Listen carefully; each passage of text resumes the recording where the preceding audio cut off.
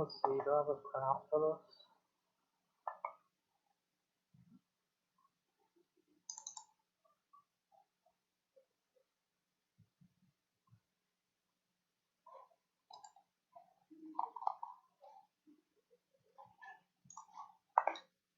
Right later. Just get it to y'all tomorrow. So, water is called the universal solvent, often used as a solvent. However, not everything dissolves in water.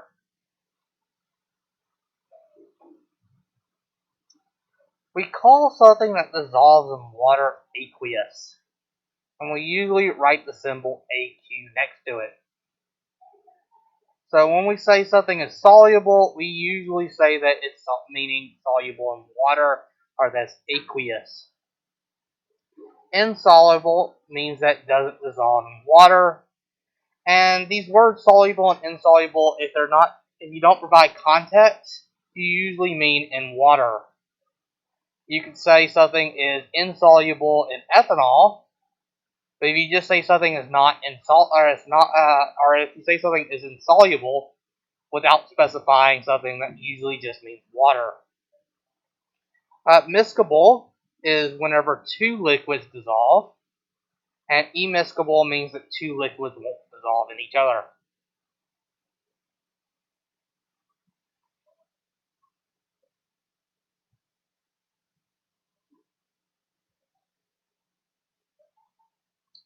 So, for example, we put sugar in water. Sugar will be the solute, while water will be the solvent. It will dissolve and create a solution where sugar is dissolved in the water.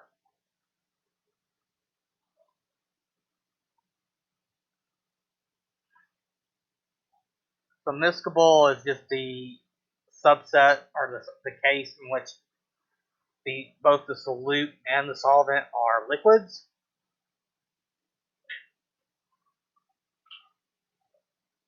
We can have solids like sugar and water, and we just have to say that's soluble or insoluble. We can also have gases dissolve in liquids, but miscible is a special case for just water or liquids.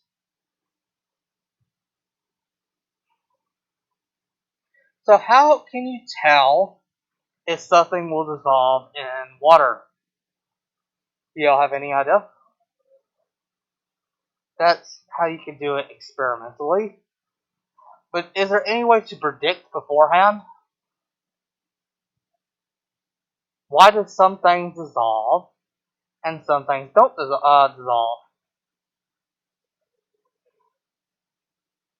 So if you put oil in the water, will the oil dissolve in the water? No. Why not?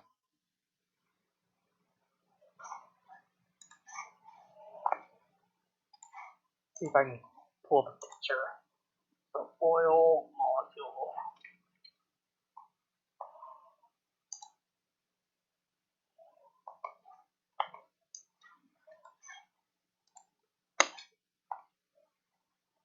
Benzene is a good oil. There's benzene. And y'all all know what water looks like. Let's look at something that won't dissolve. So,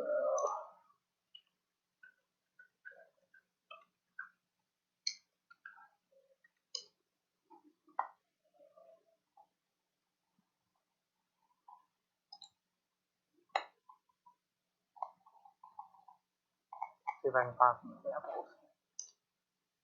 And see if we can get intuition.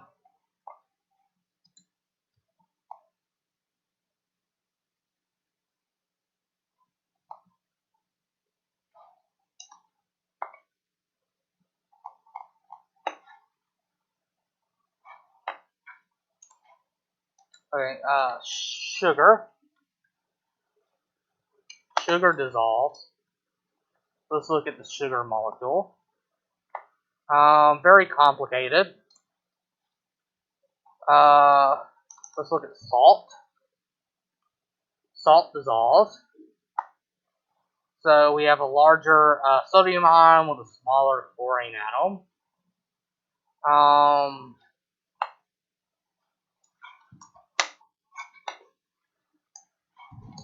Trying to think of something like that.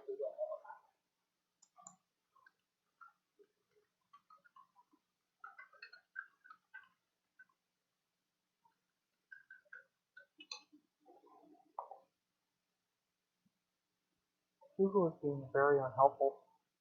It keeps telling me the answer to the question, but not the question I'm asking.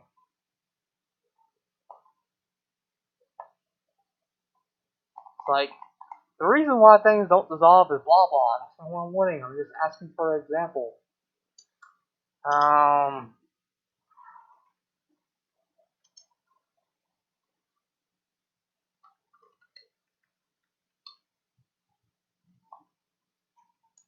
So flour doesn't really dissolve. Let's see. Let me look up flour molecule.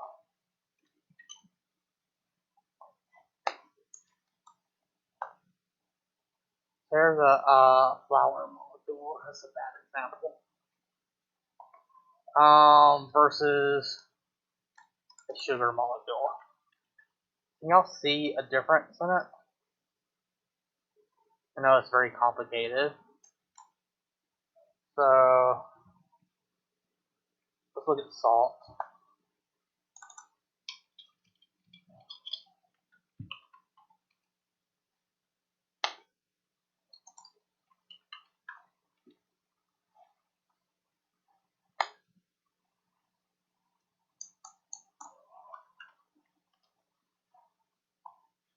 So we have a sodium and a chlorine. Sodium is bigger than the chlorine. And let's look at water.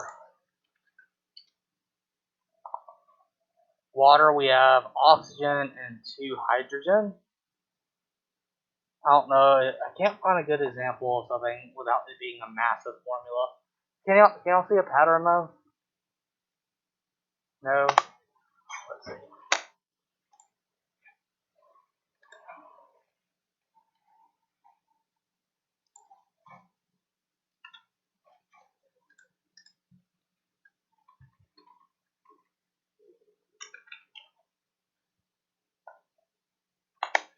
Alright, so let's look at these formulas.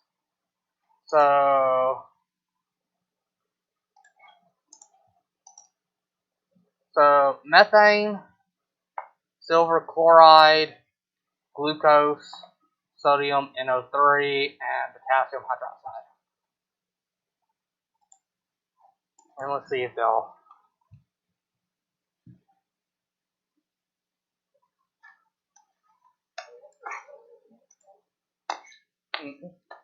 So methane.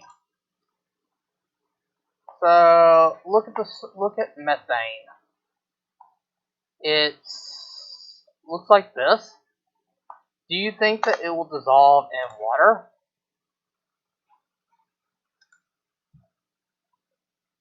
I'll give you a hint.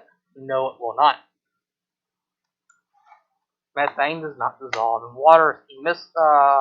Liquid will be immiscible. Alright. Silver chloride. So AgCl.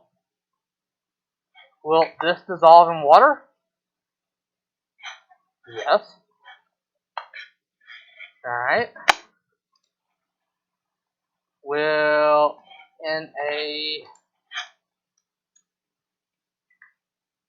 NO3. Will this dissolve in water? Let's see. Does NO3 dissolve in water?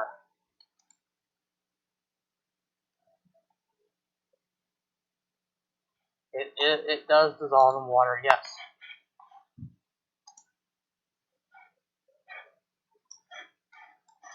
Alright, next formula is KOH.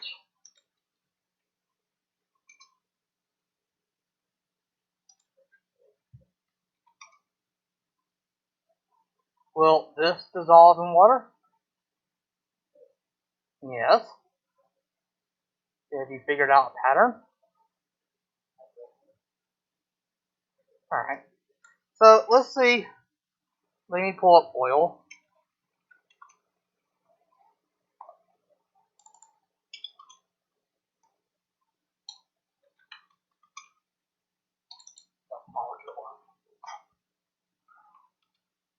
Alright, so here's some oil, benzene. Say we have some liquid benzene. Would this dissolve in water? No. Okay. Will sodium dissolve in salt? Will salt dissolve in water or benzene? Would this dissolve in benzene? It would not.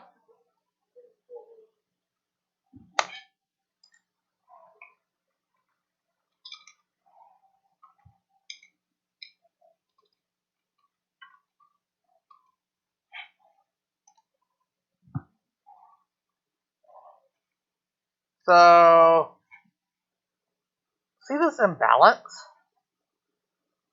See how this one's bigger and this one's smaller? So table salt can dissolve in water. So let's look at H2O molecule.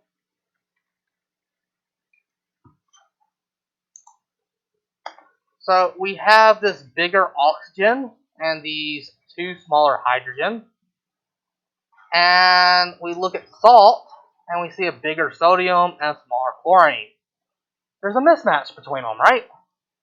Here we have one bigger side and a smaller side. Here we have a bigger side and a smaller side. Salt dissolves in water. Let's look at benzene. Look how symmetric it is. This is not symmetric. This would not dissolve in benzene. Let's look at what was the other choice?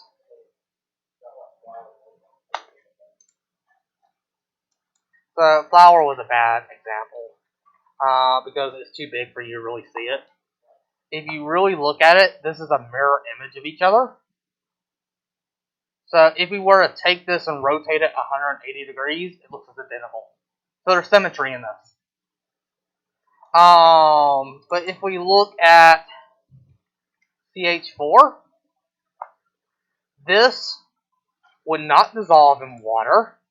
So this one has a more positive and more negative side. This has no positive or negative side because it's purely symmetric. If we look at benzene, benzene is all symmetric. CH4 is all symmetric. They dissolve in each other.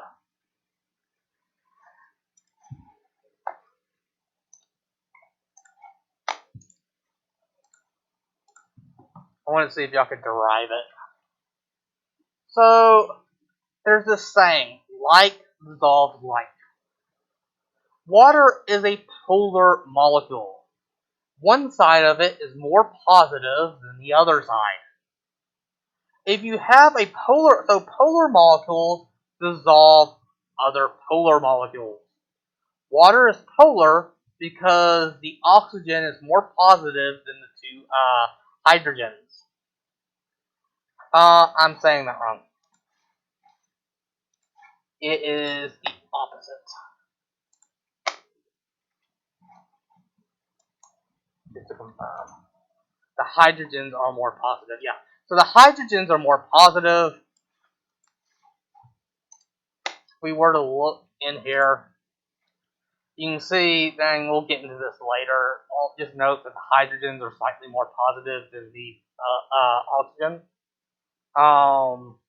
That's because the oxygen pulls more strongly on the electrons. You can keep your mask on.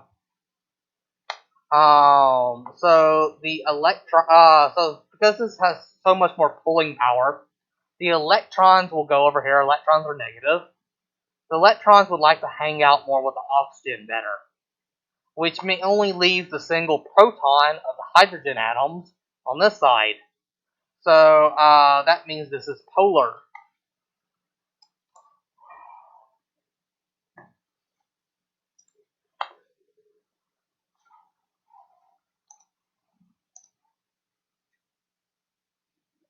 So things that can dissolve in water are ionic compounds. We will go in later in the year and do that. Acids. So anything that starts with an H is usually an acid, except for water. Water is not an acid. And you could technically call it hydroxy acid, but don't. Bases. I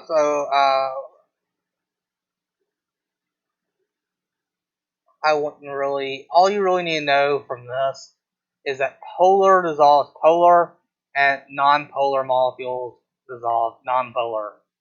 Later in the year, when we do molecular analysis on actual chemicals, we'll actually look at determining whether or not it's polar or non-polar. But for the most part, for brevity, you can just look at it and tell. If you see a bigger atom and two smaller and it doesn't look symmetric, it is polar. So this, we have a mismatch. Polar. CH4, purely symmetric all the way around. No matter how you rotate this, it's going to look the same. This will be nonpolar.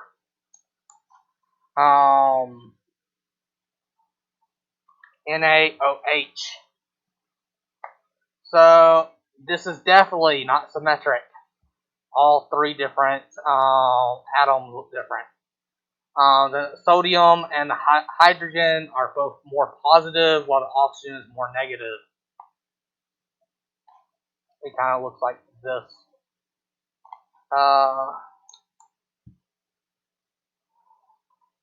KOH, same thing.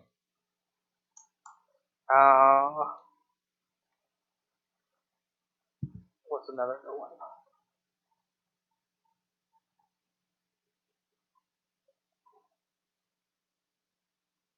Trying to think of a chemical.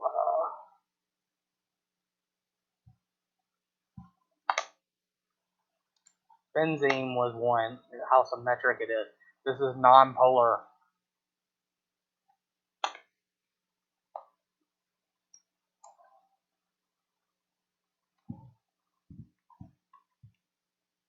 CO2. CO2 can dissolve in water. If we look at the shape, it's slightly bent. We'll go later on in the year and figure out how to identify the shapes. For right now, the test only really doesn't have you identify chemicals. Right now, we're not going to be really concerning. I'm not going to ask you on the test. Is this molecule polar? You don't need to know that right now because we're going to do that later in the year. Right now, you just need to memorize polar dissolves polar, non-polar dissolves non-polar. So if something can't dissolve in water, that usually means it will dissolve in oil. Because oil is non-polar and water is polar. So oil can't dissolve in water, and that means that if we have sugar, sugar can dissolve in water. That means sugar is polar, and polar can't dissolve in non-polar, so sugar shouldn't be able to dissolve in oil. It's also one of the reasons why salad dressing has a mixture of different things. You want sweetness to it, right? So how can you add sugar to salad dressing or something, or flavors? Well, you want it to be a major component is oil.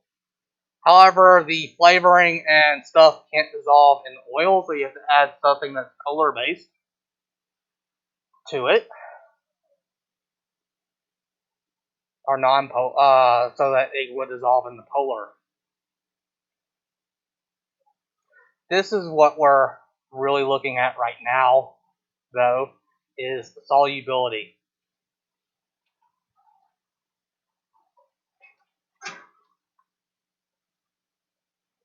Solubility is the max amount of solute that can be dissolved in a solvent.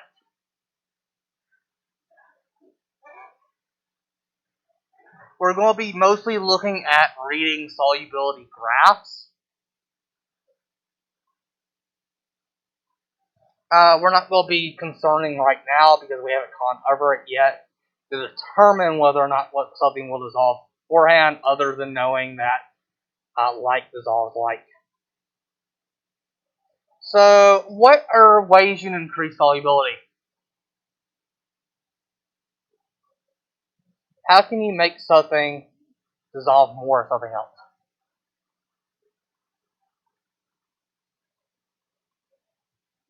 So you make some tea, and you want to put some sugar in it and make it sweet.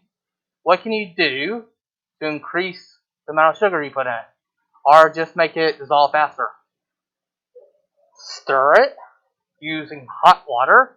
You don't want it ice cold before you put the sugar in, right? Otherwise, the sugar is just gonna fall to the bottom, right? Have you ever put sugar in ice cold tea and just see it fall down to the bottom? Not really dessert. So one thing is increasing temperature. Temperature can increase the rate at which something dissolves. Stirring or agitation. Yes. So, what's another thing? Can y'all think of anything else? What will increase how fast it'll dissolve?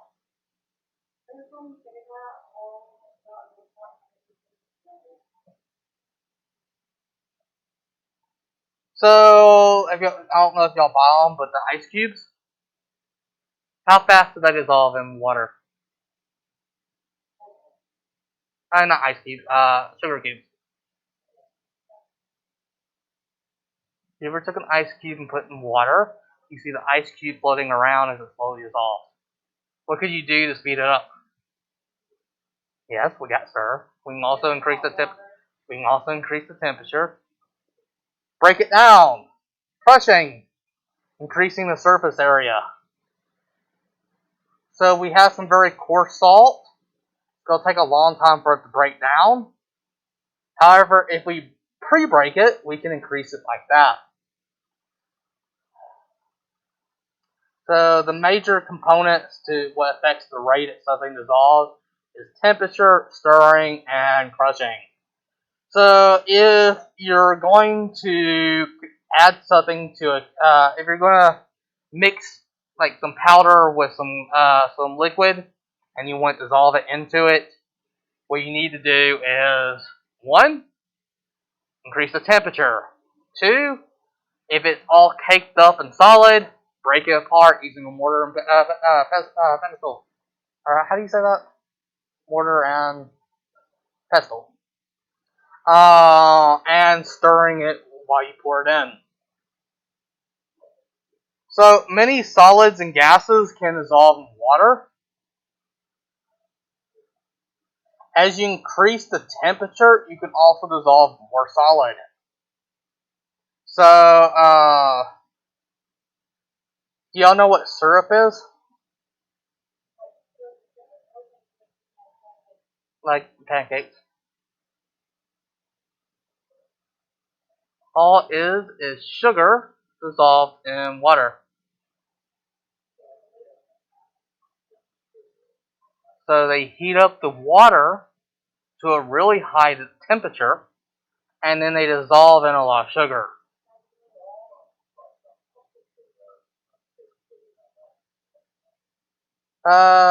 Not really. We'll go in and show. We're gonna do that in the lab. No. So, note though, this rule does not apply to gases. So what happens if you heat up Coke? Will more CO2 go in, or would more CO2 leave? It would leave. So as you increase the temperature, you can dissolve more solids, such as sugar, but it doesn't work the same for gases. As you increase the temperature, you increase the movement of the gas molecules, which allows them to escape easier. So for gases, to get more gas dissolved in, you have to decrease temperature, and /R increase the pressure. It's the reason why a hot Coke will get more flat faster than a cold Coke. But for solids, if you want more sugar in it or something, you would increase the temperature.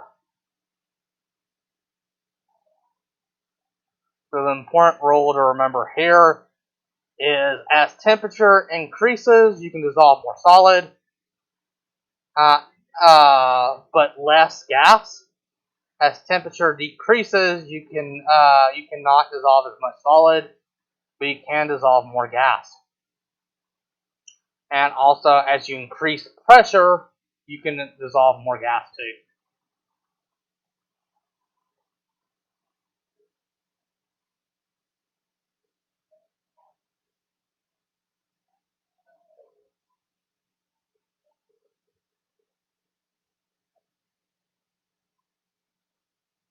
So factors that affect solubility is the nature of the solvent in the solute. Light dissolves light, temperature, and for gases, it would be pressure too.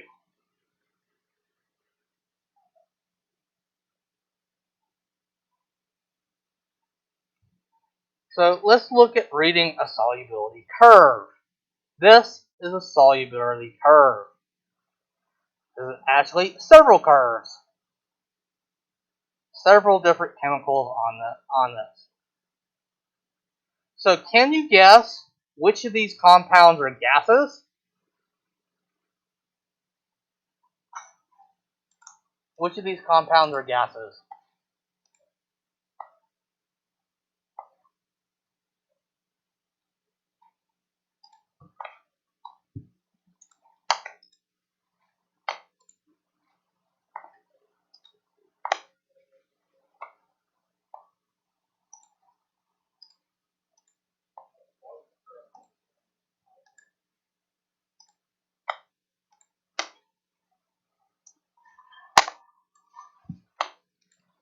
So what this says is at a let's look at potassium nitrate.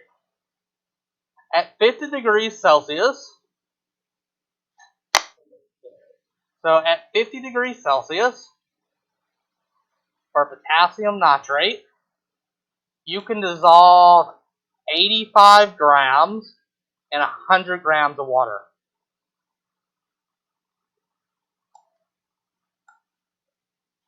So at 50 degrees Celsius, you can dissolve 89 grams of potassium nitrate in 100 grams of water. At 20 degrees Celsius, you can only dissolve about 35 grams of potassium nitrate in 100 grams of water. But which of these are gases?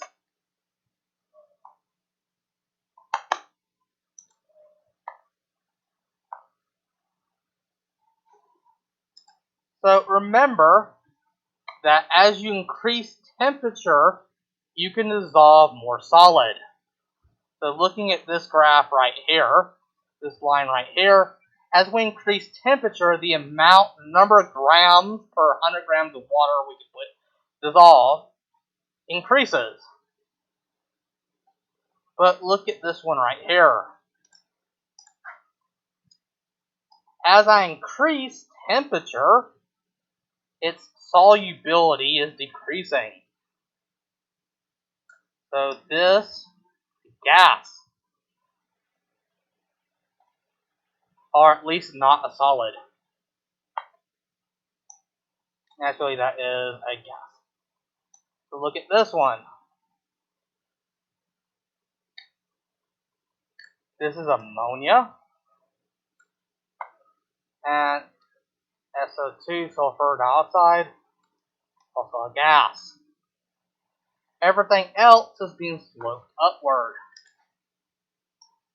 So this is being sloped upward.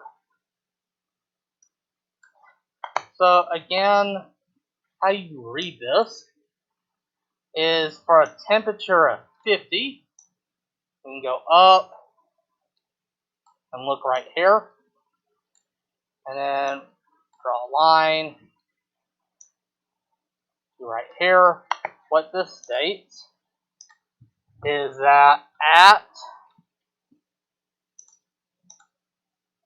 50 C, you can dissolve 85 grams of KNO3 and 100 grams of H2O, or water.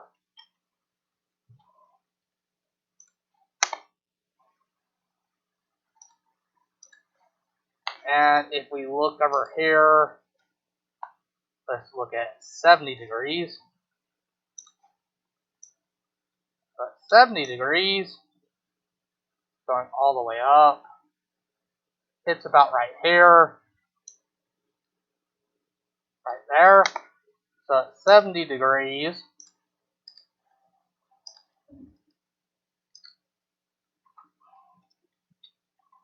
you can dissolve 133 grams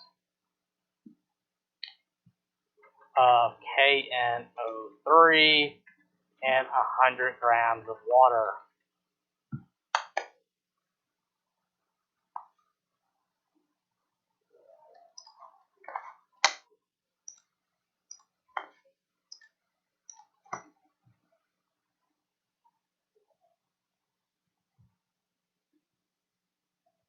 So this table tells you the maximum amount of solute you can dissolve. So again, at 50 degrees, you can only put 85 grams of KNO3 in water, and that's the maximum that can dissolve at 50 degrees.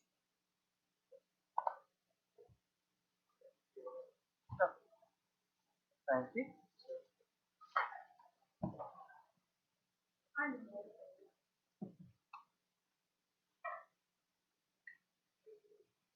So, how much water is required to dissolve 100 grams of sodium nitrate in 20 degrees Celsius?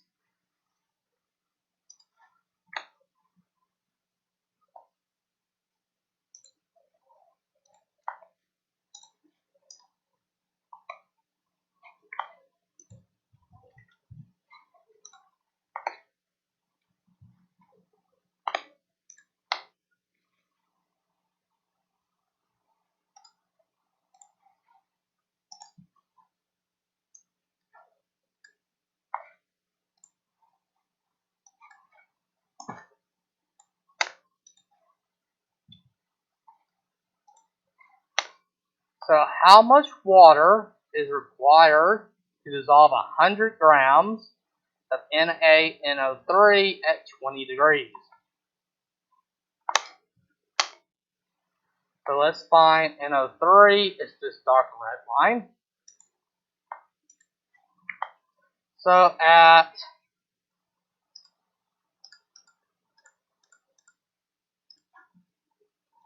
20 degrees, it's right here. So this point right here,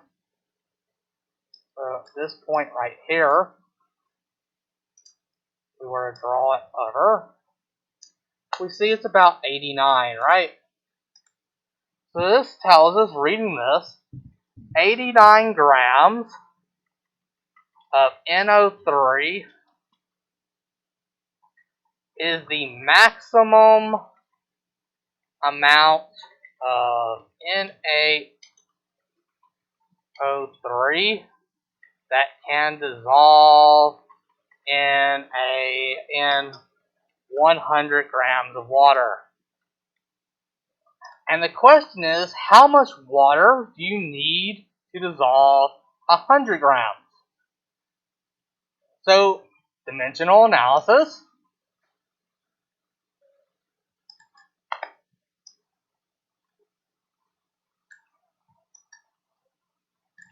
So, we know that 89 grams of NaO3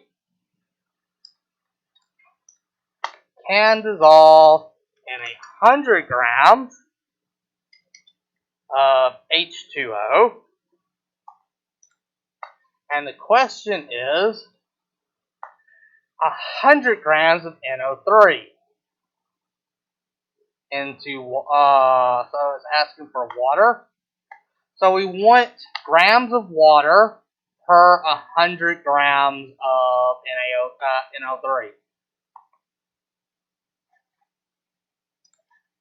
So we want our answer as grams of water per 100 grams of NO3.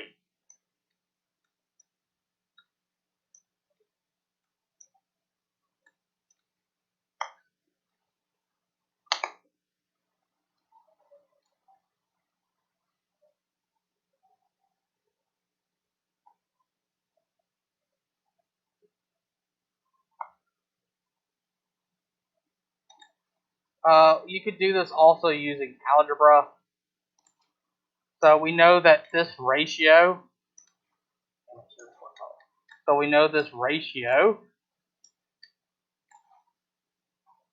let me do it this way, it might make it easier for you. So we know this divided by this has to equal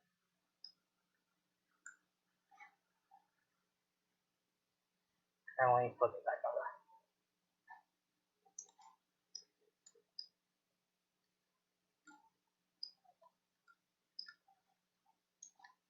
Trying to be all fancy.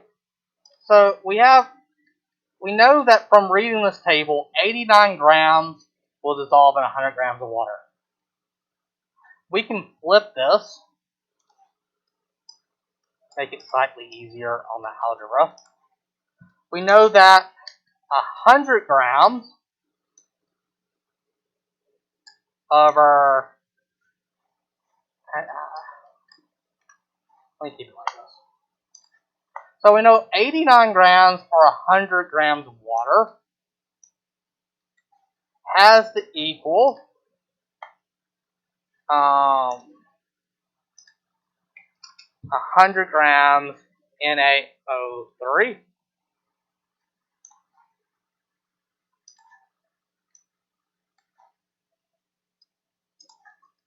per X amount of water.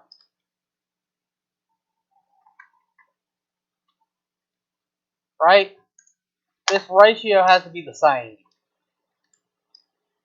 So for every 89 grams of sodium nitrate per 100 grams has to be this ratio. Does that make sense? So then we can use algebra to solve for this. So multiply both sides by X. So our flip it, this will become over here.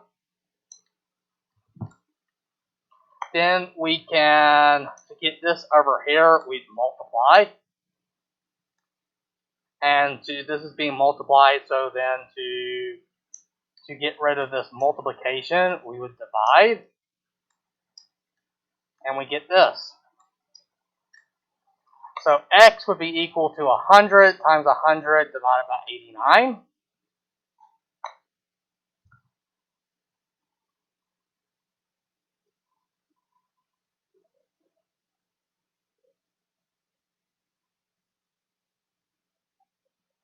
Which tells us that we need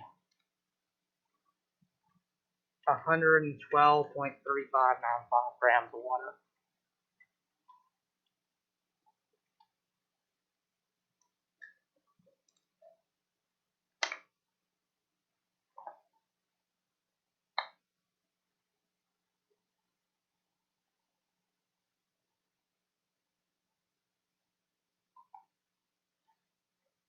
I was trying to do dimensional analysis, but dimensional analysis isn't the best thing to use here.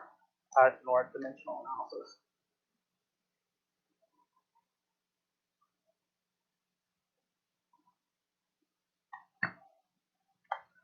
So grams cancel out with grams, leaving us with grams of water needed. Does that make sense?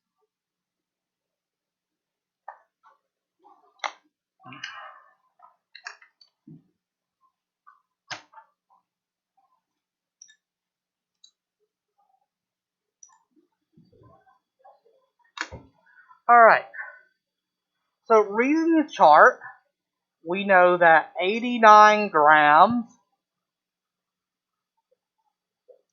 of NaNO3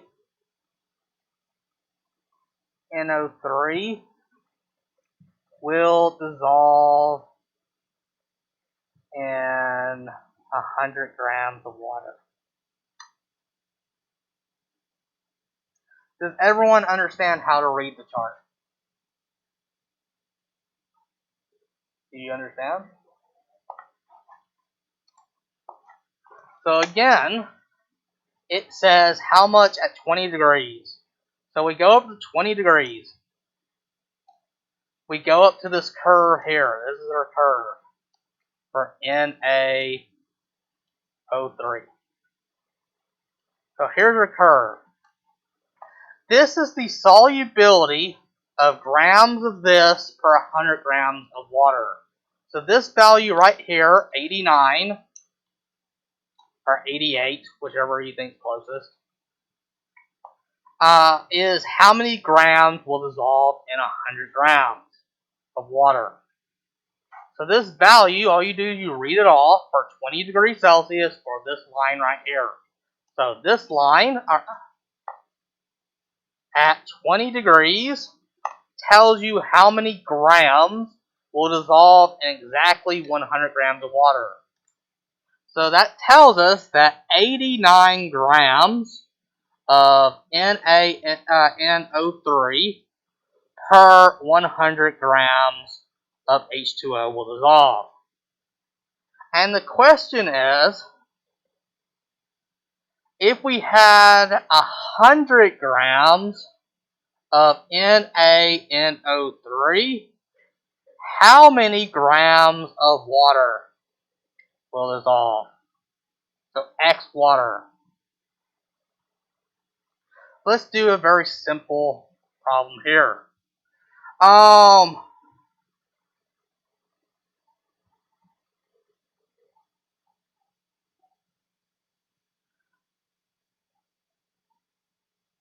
So let's say that we have, so a carton of eggs holds how many eggs? So 12 eggs per one, how do you say that? Is it carton or how do you spell it? That'll work. So it's 12 eggs per one carton, right? And the question is, how many cartons do you need to hold 24 eggs? So that means we have 24 eggs over X amount in cartons. Yes, this cross multiplication. So we know there's 12 eggs per one carton, and we're asking how many cartons do we need to hold 24 eggs? You can use cross multiplication. I just stick with pure algebra. So I know X is on the denominator, and the first thing I have to do is put X in the numerator. So I'll multiply both sides by X, which crosses out on this side, or it's being divided on this side. I need to multiply it over here. So X cartons times 12 eggs per one carton is equal to 24 eggs. I need to, now this is being divided here. So to move it to this side, I would multiply. So 24 eggs times one carton. We'll cancel it out over here, so I'm left with X cartons times 12 eggs. This is being multiplied, so to move it over here, I have to divide. So 24 eggs times one carton divided by 12 eggs tells you how many cartons. So eggs cancel out, 24 times 1 divided by 12 is 2 cartons. It is literally the exact same problem as this, but now we're dealing with grams of solute versus grams of solvent. So this is our solute per solvent. So you read the chart, there's 89 grams of solute per 100 grams of solvent. And the question is, how many grams of water or solvent do you need to dissolve 100 grams? Now you can cross multiply. So this times that.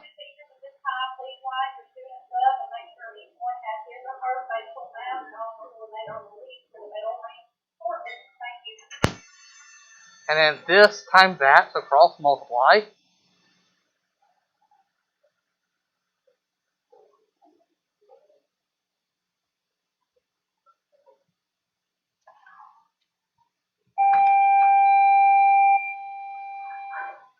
This is being multiplied to x, so I divide it. X is equal to 100 times 100 divided by the 89.